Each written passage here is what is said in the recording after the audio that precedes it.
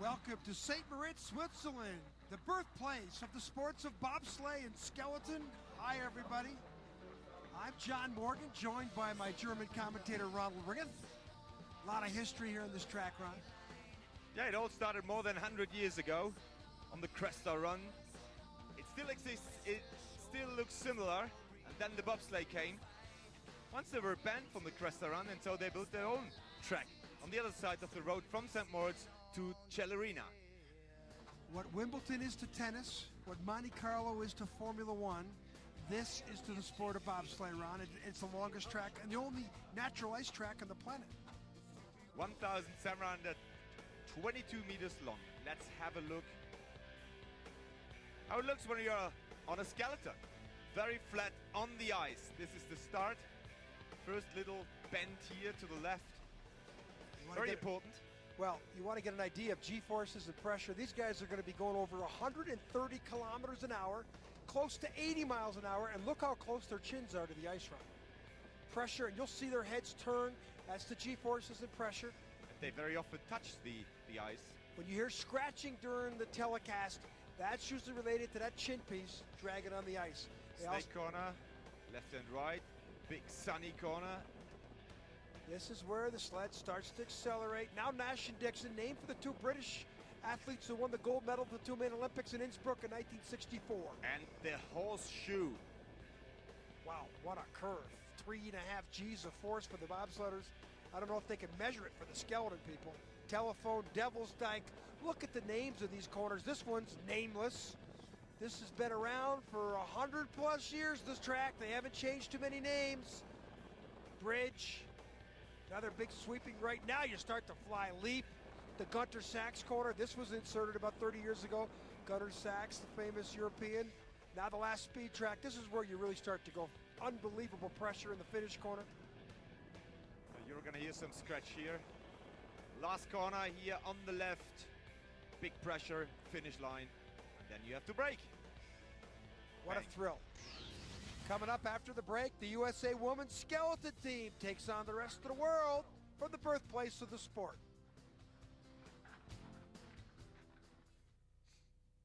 Goody.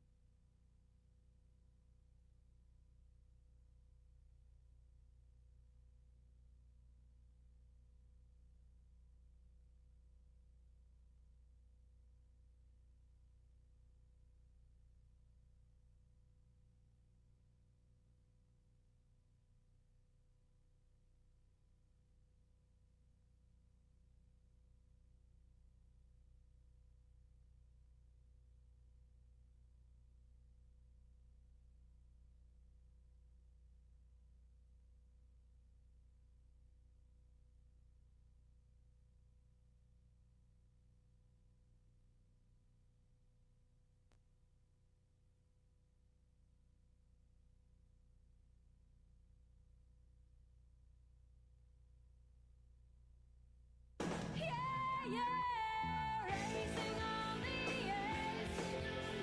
It's like a fine line between ice and fire.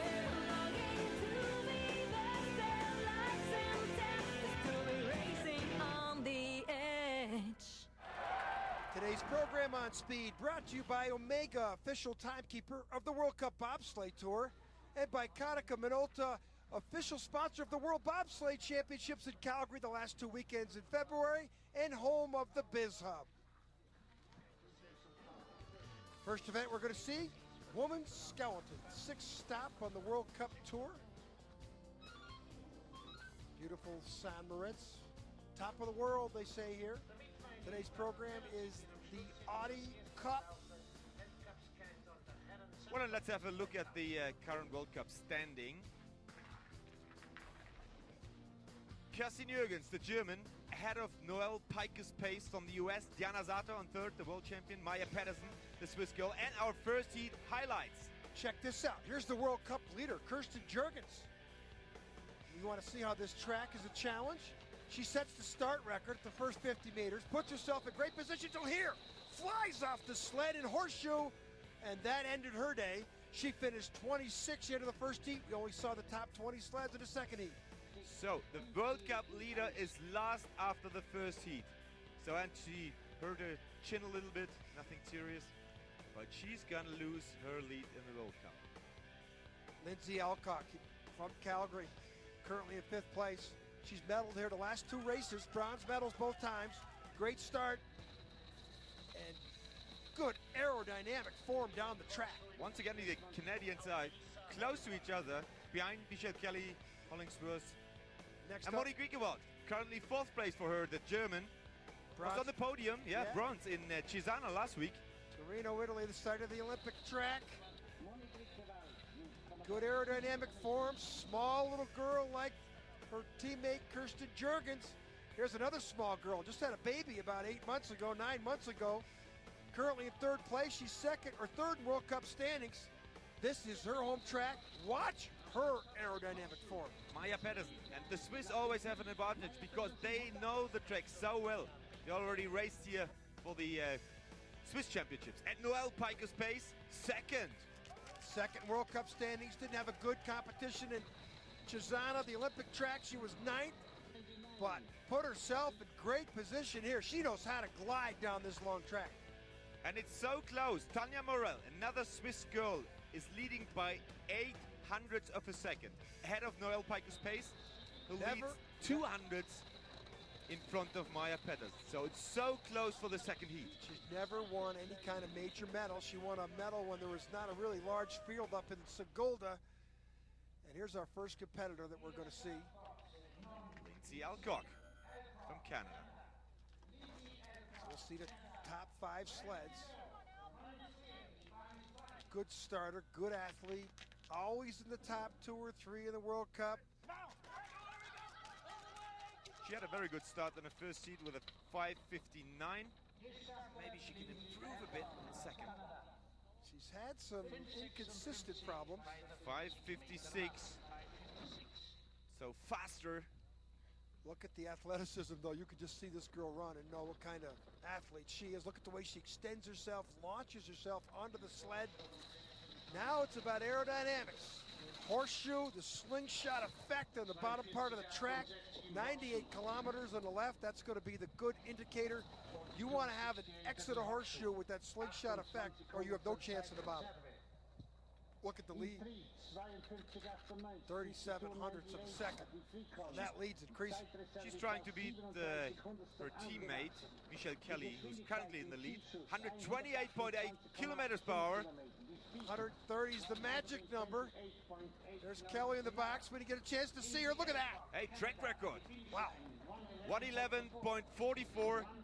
German coach Willi Schneider, very happy with this run. Track record for the girl from Canada. Point you got to make here is usually these girls are sliding 53, 55, 56 second times.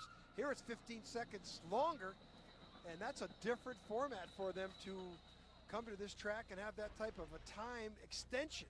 Look at the exit here of horseshoe. This is the slingshot thing we talk about. Best speed on the bottom part of the track. That's why she's our leader.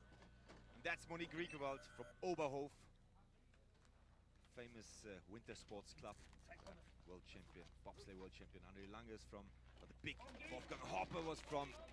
So big tradition there in East Germany. Now she tries to get the medal. She's not that far away from the medals.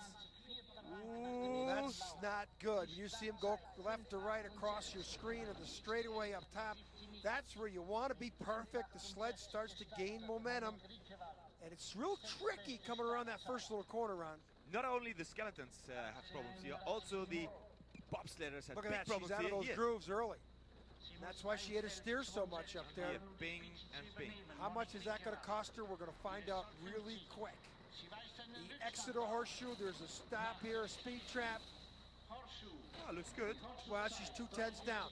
97.1. Alcock at 98. So if she gets it down to plus 15, she might have a chance here at the next clock. Plus 30, she's continuing to lose more time, Ron.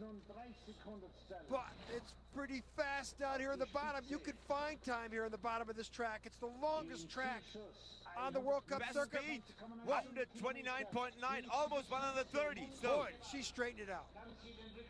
Wow, Wow. not enough. She lost too much. That straightaway up top. accelerated too late. Yeah, curve one, but that tells you 80 plus miles an hour that 129.9. But we still have 3 more sleds, including Noelle Pikus Pace, who chases the World Cup title after this. On the edge.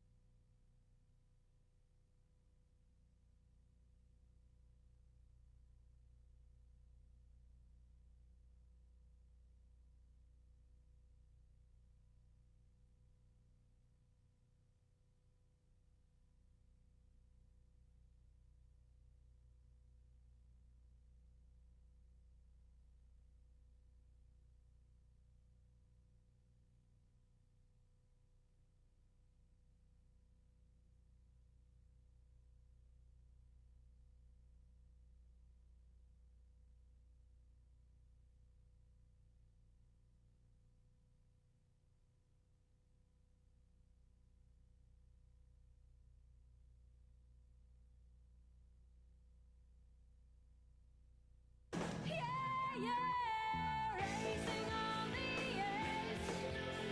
It's like a fine line between ice and fire. Longing to be the lights and tempest to be racing on the edge. Welcome back to St. Moritz, Switzerland. Our next competitor at the top of the track, Maya Pedersen. She's 32 years old. She married a Norwegian. She's now from Øyer. She has a little baby from 8 months ago. One of the smaller girls, very much like Kirsten Jurgens, very much like Rick Welch. But she knows how to drive on this track because it's never the same. They start from zero in December to do this track. And, well, they do the Swiss Championships, I already said it. Changes on a daily basis, this track, like Ron said.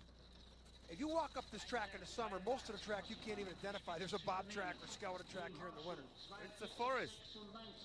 And Minus 12 on the exit of Horseshoe. That is a great speed. Look at this, 200 is all that separates Alcock at the bottom with Maya Pedersen. Can she hit the 130-kilometer mark? No, not the speed Reichwald had. This is going to be close. but it's still good, still a good speed. Oh, It was enough. minus 0.14. That guarantees Pedersen at least a bronze medal. There's 2 sleds at the top of the track.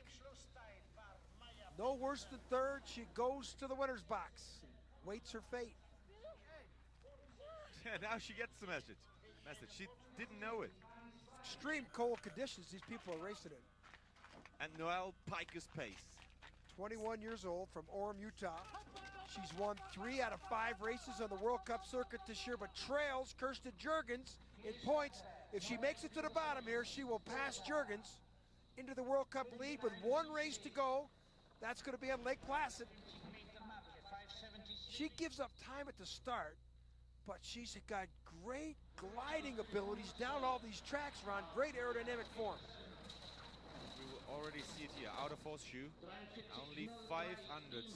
Not 98 kilometers we've seen the good sleds have. Now the next clock, she's going to have to stop the bleeding. Oh, it's plus 10, plus 12. Oh, she's come back. That probably is related to their exit of Horseshoe, that slingshot effect on the bottom part of the track. We're waiting for the speed that will tell us. Oh, best speed. First person to hit 130 kilometers, well over 80 miles an hour. Noelle Pikus Pace should take the lead, and she does. 0.05 of a second. Coach Tim Nardiello applauds. And Pikus Pace has now definitely taken over the World Cup lead with 1 race to go. She could do no worse than a silver medal in this race. She now knows she's the leader. Dancing in the snow. But one more sled to come, Tanja Morel from Switzerland. You said it before, John. She never won a big medal, a major medal. She really faltered at the World Championships last year. She had a chance to win a medal and fell away. She's very disappointed. Well, here, that looked very good. Very straight, no steering, no foot down. Good starter. She's always lurking around that top 6 or 7. She's never made a breakthrough. Is today going to be the breakthrough day for Tanya Morel? Now again, she's never won a major medal. Today could be her chance. On her home track. Exit here is everything. Wow, minus 10, 98.4 kilometers. One of the better speeds. If that minus 10 increases to the next clock, this could be the gold medalist. It's up to 18. If we see 130 kilometers down here, it's going to be pretty tough for Noelle Pikus Pace to beat Morel. Let's get there. Oh, it could be 129. close. No. It could be close. She lost some time back. No, not enough. 9/100ths of a second. Tanya Morel has finally broke through. She has won a gold medal on her home track at San Moritz. But I would say our second winner is Noelle Pikus Pace because she took the World Cup lead. Wow, what a thrill for her. In front of her family and friends. Here's our standing after 2 heats. Tanya Morel ahead of Noelle Pikus Pace and Maya Pedersen. 2 Swiss and 1 American on the podium. On the edge. I'm sorry.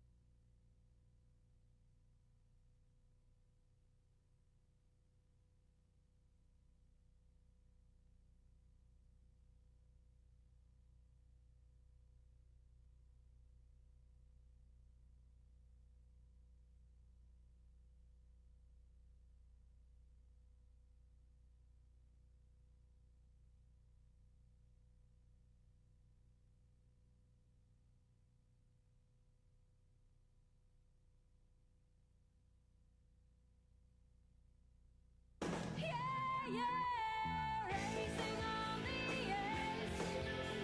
It's like a fine line between ice and fire. Longing to be there, lights and tempest to be racing on the edge. Welcome back to the birthplace of Bob and Skeleton, St. Moritz, Switzerland, for the 6th World Cup race of the year for men's skeleton, the Yachty Cup. We're going to show you the second heat. Men's skeleton, the women's skeleton. We already had Tanya Morel win the gold medal for Switzerland. Noelle Pikus Pace was second. Here's our first heat highlights, Ron. Jeff Payne, the Canadian, currently in 4th place. Our World Cup leader in the yellow jersey. Knows how to glide. He really goes for it every time out. But you have to beat the Swiss here. Gregor Staley, currently 3rd place on his home track. Great start time. What an athlete this guy is. Former world champion back in the mid-90s. Medalist from the 2002 games in Salt Lake. Little auto racing background. He knows how to fly. But yeah, 2 more guys. Chris Soule. He loves this track here in St. Moritz. Won Won the gold last- medals here last year. So the Soule man trying to do it again, but he's not the leader. He is currently 2nd. No, it's really a big surprise. The leader is, it's another American. Eric Bernotis. 33-year-old from Avondale, Pennsylvania. 1/10 ahead of Chris Soule. He was up there in the top 5 last week at Cesana before he had a start mishap in the second run, and he fell back a couple places, but boy, did he fly in the first heat. Big question is for the second heat, can he hold it? Nobody else is a surprise in the top 5. And here's Jeff Payne. 4. See the top 4 sleds. He's not so far away from Gregor Staley, who's 3rd, so they're gonna fight for the podium, for the bronze. And then we expect fight for victory between Chris Soule and Eric Bernates of the United States. Payne is 6'4", 210 pounds. Landscape architect, been on the national team for 11 years, and here's our differences in start. Payne on the sled much quicker than Frank Kleber. We didn't see that German sled, but Payne, you talk about a guy always going for it. He is always on the, we race on the edge is our music. Yeah, and he was very high in horseshoe. Now the Bump in -11, telephone. we'll see if that high line in horseshoe cost him. Boy, it must have. -11, a +25. Yeah, he banged into telephone. That cost him some time and of course some speed. Well, he has no chance unless he has a big speed here in the bottom. And he doesn't have what Kleber had. And there it is. He lost 6/10 on the bottom part of the track. Made it to that mistake. Lucky enough that he still is second behind Kleber, bronze medalist from the last World Championships. Well, he won't like that. And Gregor Stelly, bronze medalist of the Olympic Games in Salt Lake City, Park City. He's got that skinny shoulder build that's great for aerodynamics. Eric Bernates is built like that. Chris Soule's built like that. Sport's about being brave, we know that, but it's also about aerodynamics and your form on the sled. But it all starts here. Start speed. Look at Stolly. Boy, does he blow everybody away at the start. Yeah, they call it Bob Skeleton. Actually, there's a second track on the left side of the road down here. It's a Cressa run, completely different. Well, he just tied the track record at the start, Ron. It's his home track, and he doesn't really like the track. He likes the short 1,200-meter tracks. Look at the lead he's got. 98.3 kilometers per hour, lower in the horseshoe. Wow, that's a lot of time to play with in the bottom part of this track, although he lost a little bit of time back. 131 plus is the magic number down here. Well over 80 miles an hour with your chin. Look at the speed there. 133 kilometers per hour. Wow. So he must be the leader. Wow. Oh, track record, 109.43. Wow. Beats the German, guarantees him a medal. Wow. He's gonna be on the podium. You see these people come down this track at 80 plus miles an hour with that chin inches off the ice is really thrilling. Not easy to break here with this sled. But all the way up here. Look at the high line on the exit of Horseshoe. There's the speed.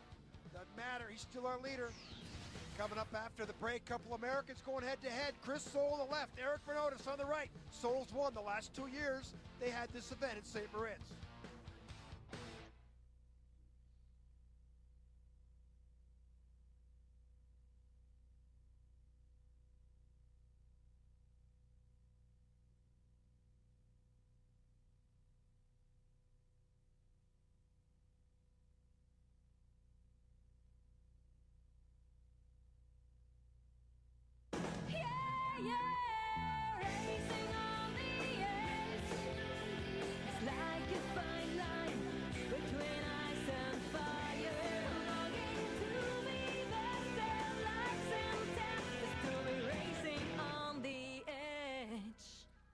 Welcome back to St. Moritz. Next up from Trumbull, Connecticut, Chris Soule. They call him the Soul Man.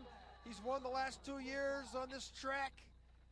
Gives up all sorts of time at the start. Look at that, the 15th best start time. And he's now down 7+ hundredths to the guy on the left, Gregor Stelly, who's in the leader's box.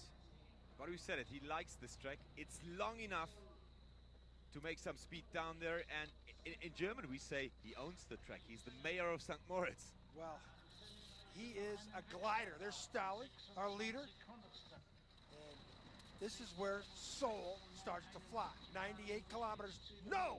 He's well over 100. He's only down 8, but that speed was as good as it gets. Next clock will tell it all.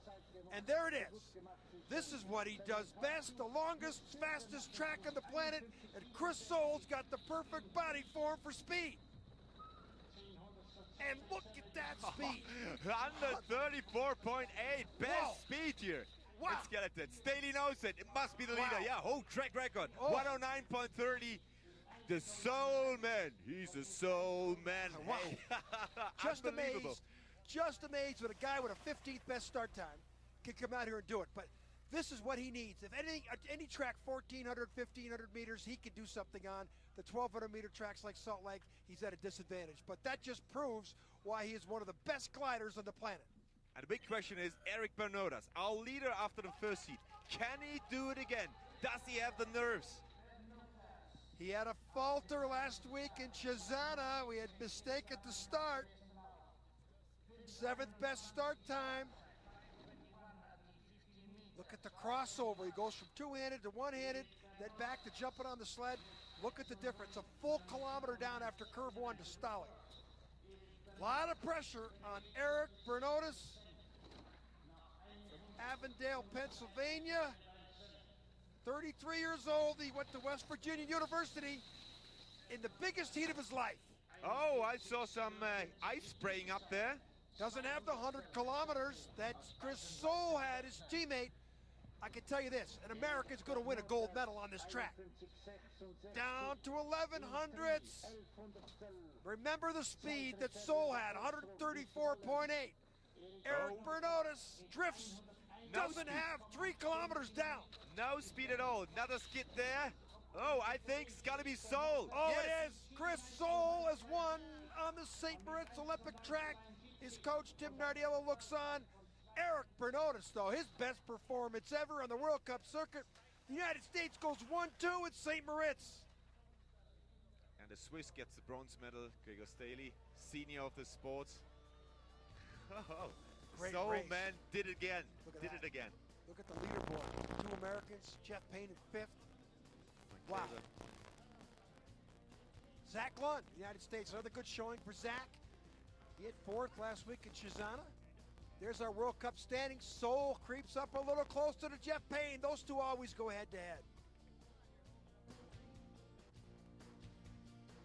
Now over to the person who won his first ever medal on World Cup skeleton. Eric, you've been scratching, you've been close to the podium.